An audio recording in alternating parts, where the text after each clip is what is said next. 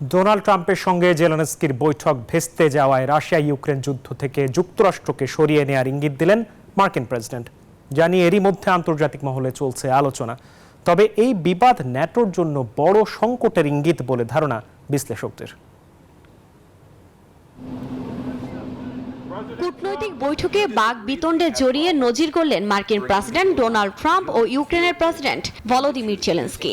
শুক্রবার যুক্তরাষ্ট্রের ওভাল অফিসে তর্কাতর্কির এক পর্যায়ে রীতিমতো চিৎকার করতে থাকেন ট্রাম্প। বৈঠক শেষ না করেই ওভাল অফিস থেকে বের হয়ে যান ইউক্রেনের প্রেসিডেন্ট।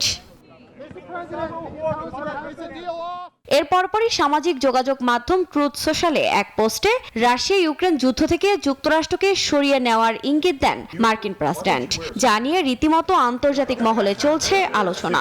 যুক্তরাষ্ট্র ও ইউক্রেনের মধ্যে সম্পর্কের প্রকাশ্য ভাঙ্গন পশ্চিমা সামরিক জোট ন্যাটোর সদস্য দেশগুলোর সঙ্গে যুক্তরাষ্ট্রের বড় সমস্যা বাধার ইঙ্গিত বলছেন বিশ্লেষকরা। একে 1945 সালের পর ইউরোপের ইতিহাসের সবচেয়ে গুরুত্বপূর্ণ মোড় বলে অভিহিত করেন অনেকে। বিবিসির বিশ্লেষক জেরেমি বোয়েনের মতে, আলোচনা ভেস্তে যাওয়ায় যুক্তরাষ্ট্র সামরিক সহায়তা বন্ধ করে দিলে ইউরোপীয় মিত্রদের ওপর চাপ দ্বিগুণ হবে। অন্যদিকে পুতিনের সঙ্গে সম্পর্কের ঘনিষ্ঠতা পুনরুস্থাপন করতে মরিয়া ট্রাম্প। এ অবস্থায় ইউরোপের দেশগুলো ইউক্রেনকে সহায়তা বাড়ালে তা উল্টো মার্কিন প্রেসিডেন্টের ক্ষোভের কারণ হবে বলেও মত অনেকের।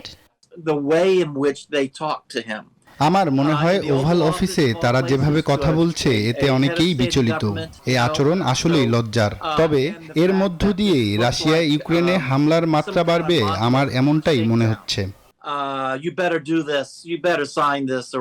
কূটনৈতিক বিশ্লেষকদের মতে, জেলেনস্কিকে যুক্তরাষ্ট্রের ইচ্ছে মতো কাজ করাতে বাধ্য করাই ছিল ট্রাম্পের মূল উদ্দেশ্য।